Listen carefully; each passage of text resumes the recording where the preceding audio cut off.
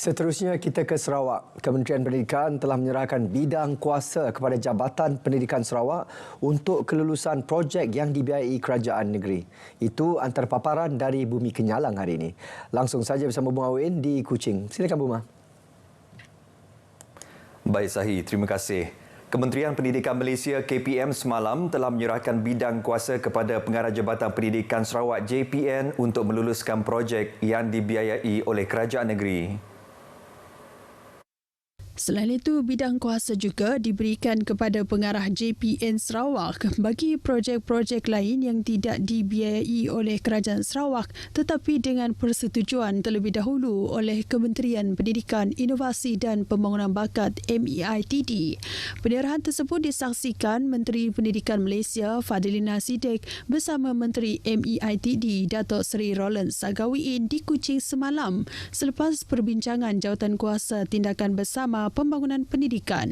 Perkara tersebut juga dianggap sebagai langkah besar ke hadapan oleh KPM hasil daripada beberapa perbincangan di antara MEITD dan KPM berkenaan subjek Perjanjian Malaysia 1963 MA 63 khususnya Perenggan 17 Laporan Jawatankuasa Antara Kerajaan IGC 1962. Sebelum ini, bidang kuasa meluluskan projek walaupun dibiayai Kerajaan Sarawak terletak pada KPM di Putrajaya dan ini menimbulkan kelewatan proses kelulusan dan pelaksanaan projek manakala projek-projek di bawah transformasi luar bandar RTP, projek kecil luar bandar MRP serta projek-projek kecil lain yang diluluskan oleh wakil-wakil tempatan atau ADUN telah ditangguhkan. Justru dengan perwakilan kuasa ini, kelewatan dalam kelulusan projek tidak lagi berlarutan. Dokumen menurunkan bidang kuasa tersebut telah diserahkan oleh Ketua Setiausaha KPM, Datuk Indra Nik Nasaruddin Muhammad Zawawi kepada Pengarah JPN Sarawak, Datuk Dr. Azhar Ahmad. Baik, Pusat Jantung Sarawak telah menerima sumbangan mesin hemodialisis yang bakal memberi manfaat kepada pesakit yang memerlukan rawatan. Menteri Pembangunan Wanita, Kanak-kanak dan Kesejahteraan Komuniti Dato' Sri Fatimah Abdullah memberitahu sumbangan tersebut adalah di bawah inisiatif Bantuan Khas Pesakit Buah Pinggang BKPBP bernilai RM41,150.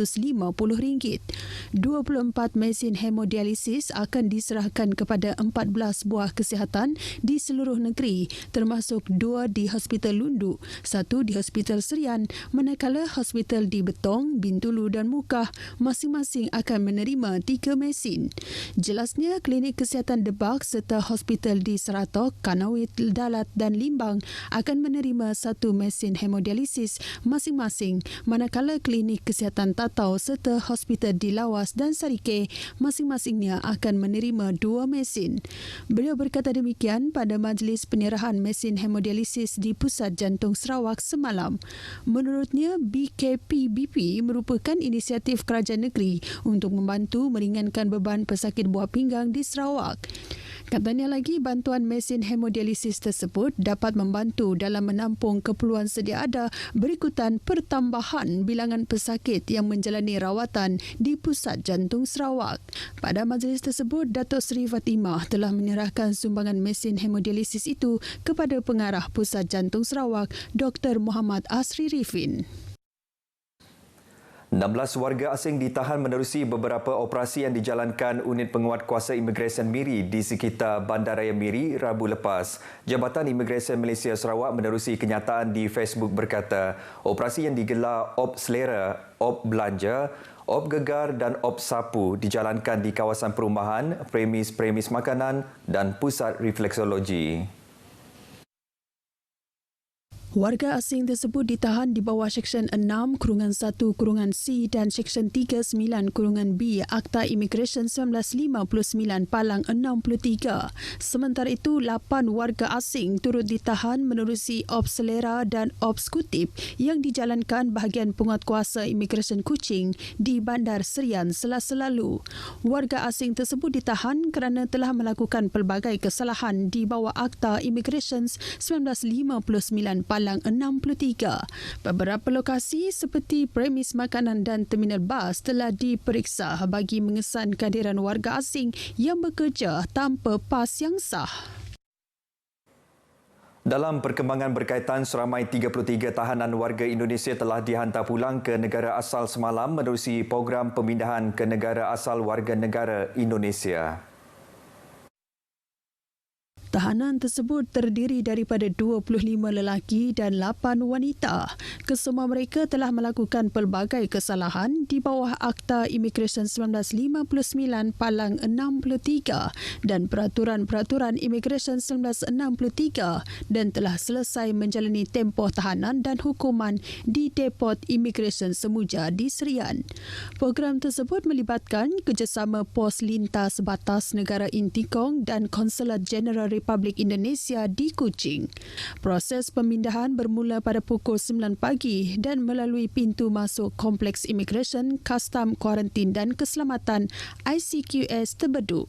Program berkenaan merupakan sebahagian daripada operasi pemindahan berterusan yang disasarkan oleh Jabatan Imigresen Malaysia Sarawak bermula awal tahun ini. Seorang mangsa cedera ringan dan 4 orang lagi selamat dalam satu kemalangan jalan raya melibatkan sebuah kenderaan jenis MPV Alphard dan sebuah lori di kilometer 35 Jalan Sri Aman, Kuching petang Rabu lepas. Menurut maklumat daripada Ketua Polis Daerah Sri Aman DSP Matthew Manggi, pihak polis telah menerima maklumat dari orang awam berkenaan kejadian tersebut pada pukul 5.30 petang. Siasatan awal di tempat kejadian mendapati kenderaan jenis MPV yang bergerak lurus menuju ke Kuching tidak sempat mengelak, seterusnya berlanggar dengan sebuah lori yang keluar daripada simpang P-turn secara mengejut. Punca kemalangan disyaki pemandu lori cuai semasa melakukan pusingan di simpang tersebut. Pemandu kenderaan MPV, seorang lelaki 42 tahun bersama penumpang seorang wanita 41 tahun dan 2 orang kanak-kanak masing-masing berusia 13 dan 11 tahun selamat, manakala pemandu lori, seorang lelaki 68 tahun mengalami kecederaan ringan. Kes disiasat di bawah Peraturan Lalu Lintas Jalan 1959. Berdegil menjalankan operasi perjudian online, Polis Kuching bertindak memutus bekalan elektrik di 7 premis perniagaan pagi tadi. Menurut Ketua Polis Daerah Kuching, ACP Ashmon Bajah, dalam operasi bersepadu dijalankan bersama Sarawak Energy Berhad, SEB itu telah menggempur sejumlah premis di sekitar kawasan Matang dan Samariang. Dedahnya, kaedah leceh operator judi online itu menjadikan restoran makanan dan kedai runcit bagi membolehkan keki judi melakukan tambah nilai judian itu yang beroperasi secara jelas. Media yang turut bersama dalam operasi pemotongan bekalan elektrik itu turut menyaksikan polis terpaksa memecah masuk ke premis berkenaan bagi memotong bekalan elektrik.